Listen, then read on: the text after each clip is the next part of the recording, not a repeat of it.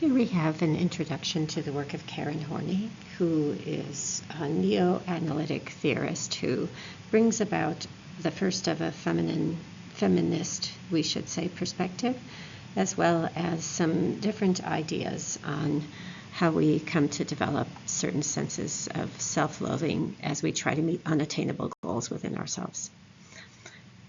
So neo-analysts were kind of opposed to Freudian, or I should say we're taking Freud's ideas to the next level.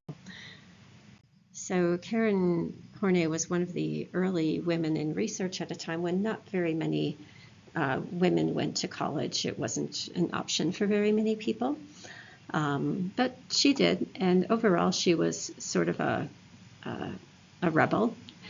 She was raised in kind of a high discipline family. Her father was this authoritarian ship captain, but because he was gone a lot, he wasn't able to throw the Bible at her too often. And her mother was sort of self-centered, narcissistic, and really despised her husband. So Karen Horney comes to us from this weird energy with her father and her mother.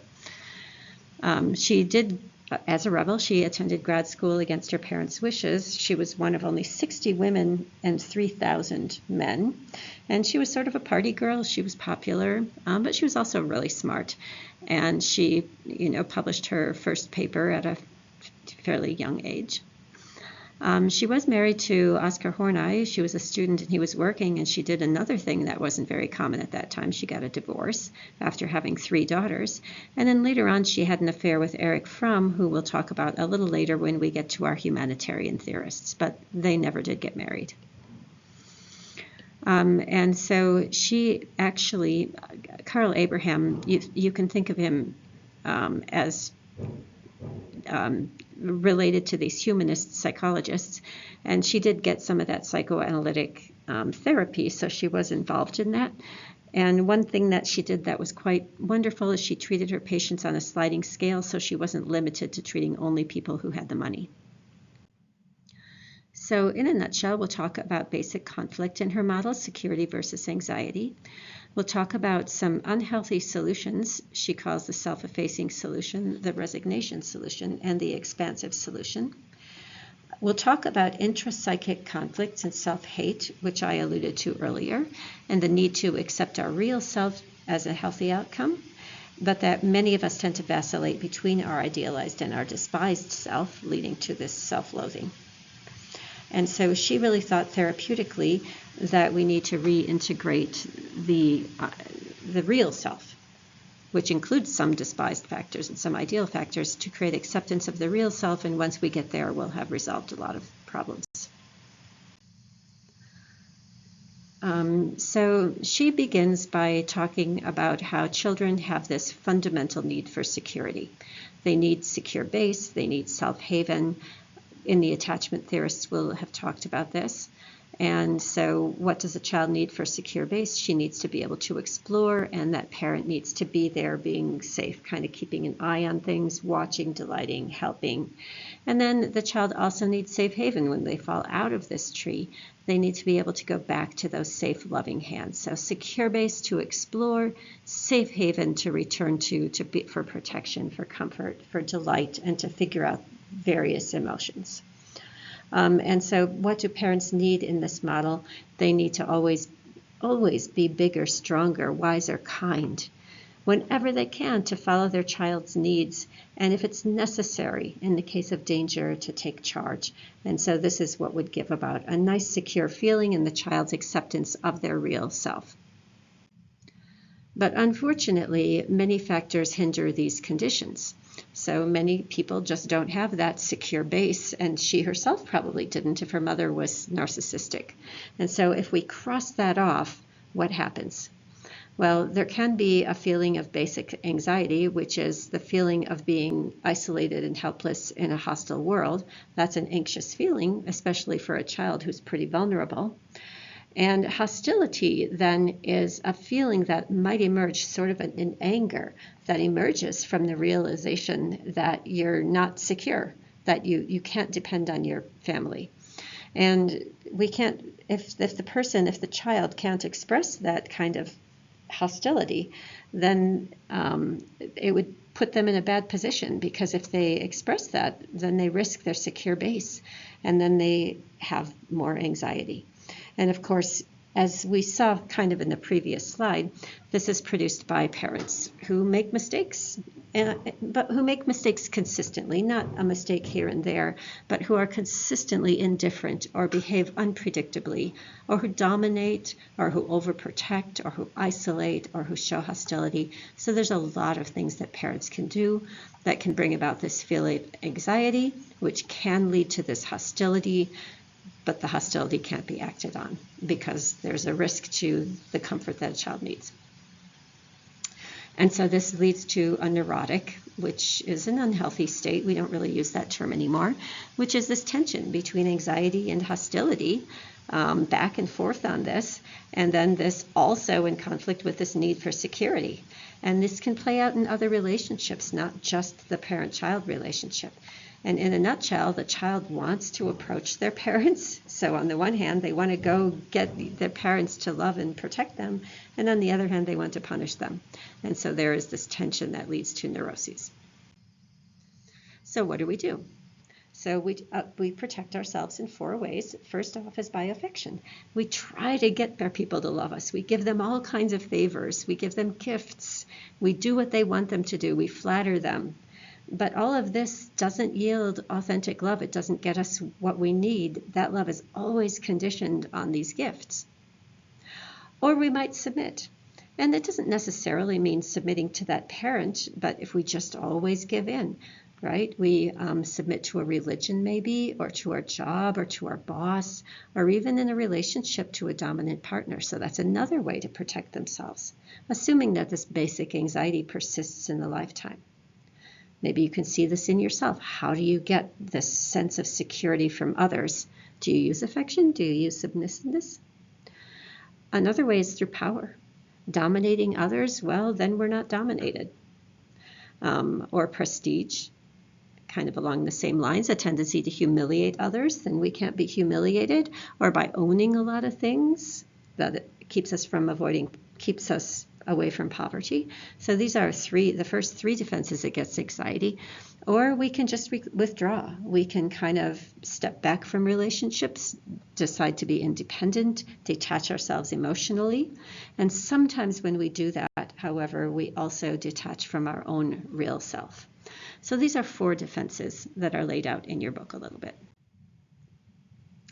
So the thing to remember is that each of these has a place at certain times. So there's a time for giving affection and gifts. There's a time for submitting. There's a time for demonstrating power, for taking charge, dominating, or for having, a possession. And there's a time for withdrawing and retreating to a safe space that's emotionally detached. And so we each kind of do each of these. As we saw, similar to what we saw in Adler's model. We use these appropriately, and if we do so, we use them when they're needed, then that's considered healthy. But sometimes people will gravitate kind of compulsively toward one strategy, and that means they've developed a neurosis in her view. So if we are just gravitating always toward this affection or always toward power, that's a neurotic state because it doesn't represent the necessary balance for good health. And so neurotic individuals develop these certain neurotic needs that are manifestations of their basic strategy. And so we'll look at 10 of those, what she considers neurotic needs that are persistent in a person's lives. So first off, we have to recognize that we do all have needs. We need to feel secure. And so we try to get our needs met. And so they only become neurotic when there's one-sided. They dominate our motivations and actions. And so the first is this neurotic need for affection and approval. It's always this person needs to have this approval, and they have a lot of anxiety without it. So they're always seeking to appease others and please others, meet others' expectations. Maybe this person is hypersensitive, doesn't take criticism well, or deals with anger poorly. And so that's one type of neurotic need. The neurotic need to restrict one's life within narrow borders. And so in this case, this person wouldn't be stepping out. They'd be afraid. They wouldn't be exploring. They never had safe base, so they just kind of close themselves off from the world and keep in a safe, sometimes solitary space. The neurotic need to exploit others. You can see that power dominating, and so they tend consistently to use others, to manipulate, to seek power, seek money, seek sex. So using other people, doing this all the time. Or a neurotic need for prestige, someone who's always seeking recognition, who maybe has this really heightened fear of embarrassment. They wouldn't want to be shamed. That would be a big deal to them. They're always saving face, and maybe they represent this prestige through their possessions. So they're kind of flamboyant. They have an ostentatious house or a lot of clothes that represent money, a car, so they're showing it off a bit. A neurotic need for personal achievement is a situation where someone is always trying to do better than. They're always having goals and going further and further, and if someone does something, they want to just kind of keep going further than that. And it might not be competing with other people. It might be just their own desire. It's never good enough. If they achieve one goal, they right away need to seek another goal. There can be a neurotic need for self-sufficiency or independence, like to never be able to get help from another, to always keep oneself distant and sort of aloof. Or a neurotic need for perfection and unassailability. They're always working on themselves. Any flaw that they have, they're trying to fix them. They're becoming perfect. They just have no room for any kind of imperfection or weakness in themselves. The neurotic need for power is often combined with this prestige and affection, but using other people. The neurotic need for personal admiration. They want very much for people to be sending accolades their way. They need other people to recognize what they're doing. And finally, the neurotic need for a powerful partner. So this person isn't seeking power themselves, but they want to be like with that powerful person. And so when they have a mix of people, they're going to glom onto the one who seems to have a lot of power. So these are all neurotic when they're used somewhat exclusively. And so normal adjustments, as we pointed out, we need a balance. Sometimes we find ourselves moving toward people, attaching, all right, finding friendship, finding groups, getting married, finding teams to work on.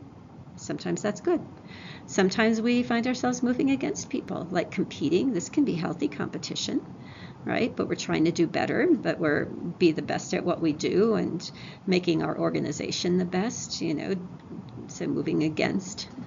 And sometimes moving away, distancing ourselves. Sometimes we can get too wrought up in things, like if you have a job where there's a lot of drama, sometimes it's good to kind of pull back a little bit, to be independent, self-sufficient, autonomous.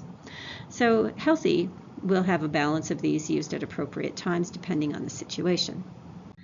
Unhealthy are these solutions that tend to dominate. And so if we're always moving toward, she calls it the self-effacing solution, the appeal of love or the compliant personality, just so much needs that approval from others. So the solutions always tend to be moving towards seeking attachment. This person alone feels weak, helpless, and maybe they feel sorry for themselves a little bit. Poor little me. They tend to diminish their own and always believe that others are superior, so they subordinate themselves, and that makes them kind of glom onto others, and someone who has a need for admiration might like that. They'll try hard to be liked and accepted, even against their own values. So their whole personality would be dependent on their situation and what it takes to be liked and accepted. And this will be a morbid dependency, like without a partner, they can't survive very well. They very much fall apart. Their need for love is very pronounced, and in fact, they only find self-worth in the relationship. Without a relationship, they have no innate value for themselves. And we might see a little bit of martyrdom, like someone who's always sacrificing what's in their best interest in order to take care of the family, take care of the partner, attend to other people's needs, and it's at their own expense and what their own personal goals and needs and attributes might be. So that's one solution that's considered neurotic. Another solution is the expansive solution, moving against. We call it the appeal of mastery or the aggressive personality. I guess these pictures are all showing the same thing, but this person, you're not going to challenge them because this is the kind of energy they're going to project back at you. So their primary solutions are moving against, and they might have a little bit of narcissism. They might be in love with not their true self, not their real self, but with an idealized version of themselves. This might happen because early in life, maybe their parents admired them too much. They might do very well, actually. They might have high standards and do very well at the things they seek to do. But when they do that, they're kind of self-righteous, patting themselves on the back. Once again, we might have had early kind of rigidity. Early, they might be rough or, kind of rigid in their take point, or they might have been parented in that way. And vindictive means they're taking revenge, and that revenge comes in sort of an arrogance, like a sense that they deserve better, and therefore they can be vindictive and get revenge on someone else. And boy, don't rub up against them, because they're going to hold on to that grudge and get what they think they deserve. They have a need to be right, to win, so they're not really open to changing their views. And along with that is this need for recognition and admiration. So too much of that is another unhealthy or neurotic solution. And the resignation solution is moving away. They're resigned, accepting that they're not going to have this love and security, and this freedom has a great appeal to them. This person is really detached. And so their solutions tend to be moving away, distancing oneself.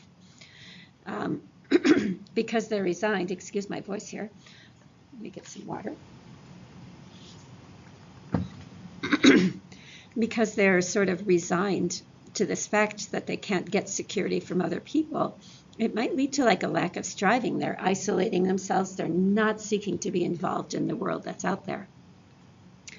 They might have a big aversion to making an effort and change, so they just want to stay back, withdraw, be in their own little bubble, in their own little shell. They might tend to be really rebellious against constraints or influences, like they're not going to want anyone else to put them in boundaries. And they have this big desire for absolute freedom, which, we're human beings, it's not really possible. And as such, they're missing the emotional depth of life.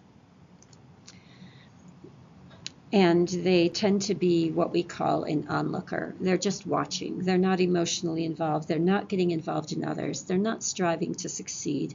They're just keeping themselves separately. And they're separating themselves from their own emotional experiences as well, because the rich experiences of life tend to involve taking emotional chances. They do have a big need for privacy. You're not going to break easily into the shell of this particular person. So another neurotic solution if it's done too much. So this brings to these intrapsychic conflicts for very many people. And so each of us have our real self. It's our blueprint that would develop under ideal circumstances, which tends to include a little bit of strength and attributes, a little bit of things that aren't our best attribute, some successes and some failures, and we're able to accept all of these things in ourselves, if we're accepted. But many of us, especially those with tendency toward neurotic solutions, tend to hold in our minds a version of ourselves that isn't realistic. It's called idealized. It's a grandiose version of what we can be, like a perfect self, and which we can never actually achieve. And if we try too consistently to be our perfect self, we reject our real self. And so my example here is that self-effacing people those ones who are always moving toward, tend to think of their perfect, idealized self as being nothing but a composite of lovable qualities, always unselfish, always good, generous, humble, saintly, noble, sympathy. And it's not bad to strive for those attributes. But when you have in mind that that's who you should all the time be, you don't allow yourself any latitude. And whenever you fail, then you come into contact with this despised self, the one who fails to meet the idealized self goals. And when that happens, when you make even one small failure, if you're in this mindset of holding your idealized self up on a pedestal, then when you have one failure, which all of us do, you look at yourself as the worst scum. You just can't stand yourself. And a lot of people in this life are going back and forth between this idealized self, the time when they succeed at being the person they think they should be, and then they fall off the pedestal and they come to really hate themselves. And so in response to our own successes and failures, we can come to have this kind of vacillation. So the neurotic search for glory is what we just stated, this belief in this idealized self, perfect you, who, and your goals might be worthy, humble, noble, those are worthy goals. But when you believe in it, then it interferes with your ability to be human. So it's almost as if you are in a relationship. Some people get in a relationship with another person and they put that person on a pedestal. They think that person is perfect.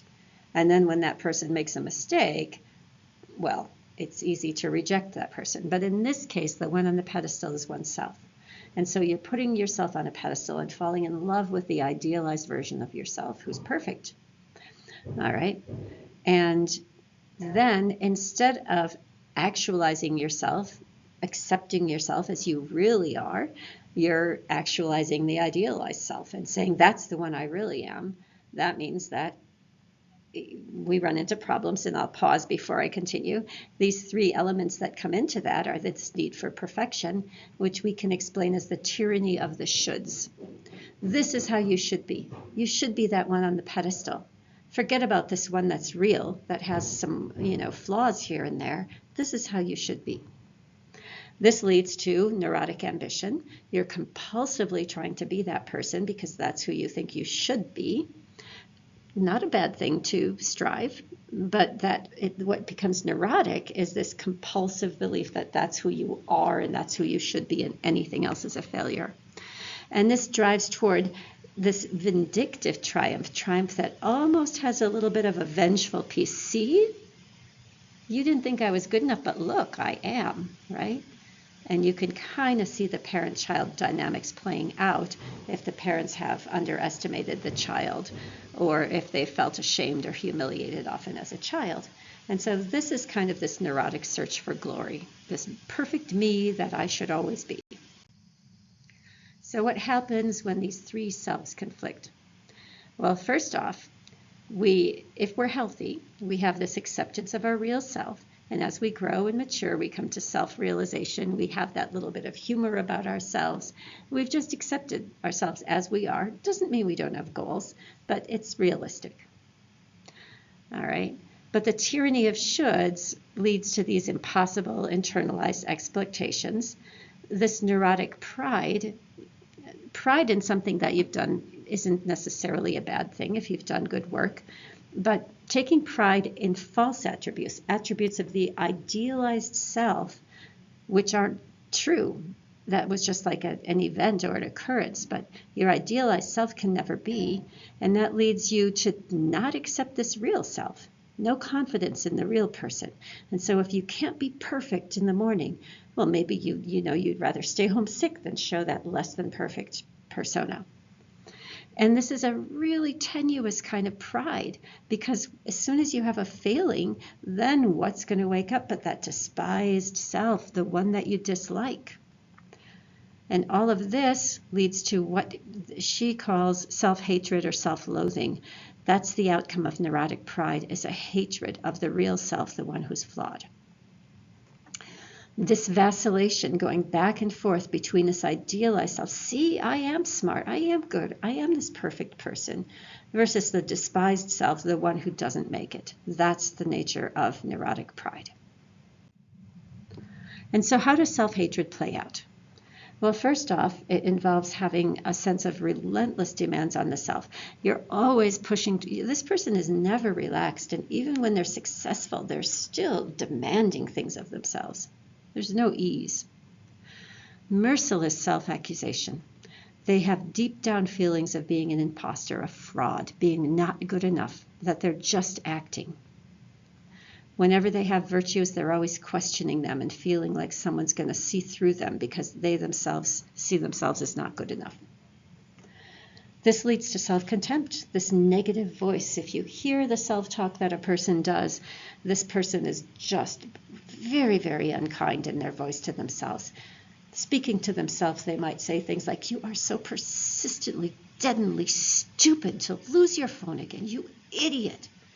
This person would never likely speak to another person that way, but to themselves, they're just brutal. Self-frustration. They might deny themselves pleasurable activities. They're maybe always focused on those goals, so they're never just, taking pleasure in the moment.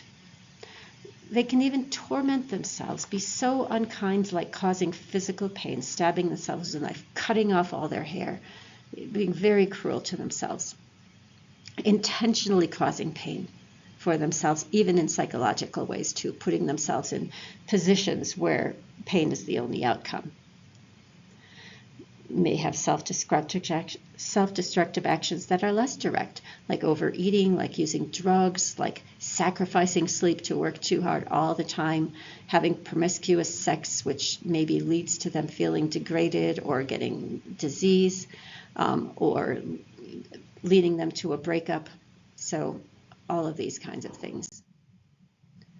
So in therapy, Karen Horney would say that we need to have therapeutic goals. So patients have to be taught to live with the real self, accepting that sometimes they're going to be, doing great, sometimes not great, that process, that things are always uncertain, and that they have to be present in the moment, knowing that their real self will know what to do and be able to do it. They have to accept that this acceptance of the real self is a lifelong process, and that it'll be something that they're always, always going to have to be aware of, and knowing that they're limited, like they can't be that perfect person. They have to give up the search for glory and settle for a less exalted but much happier existence. They have to learn self-compassion, being kind to oneself. And quoting Horney, her hope is that all patients will feel sympathetic toward themselves and experience themselves as being neither particularly wonderful nor despicable, but just as the struggling and often harassed human beings that they are. In other words, treating themselves in the way they might treat a friend, a little good, a little bad, doing the best they can. But this is really tough to resolve, because you don't want to give up that idealized self, the one who achieved some glory, the one who maybe had some adulation. It's hard to give up on that ideal, even after a long time in therapy.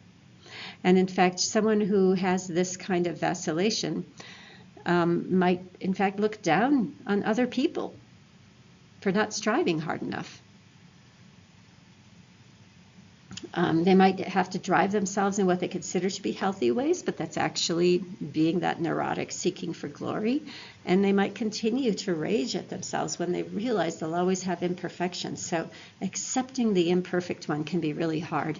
You might imagine that being in a relationship with a person like this would also be hard, because they would tend to be just as hard on their partners, just as it may be lacking in compassion, not toward people in general, but to those who they have taken on as partners.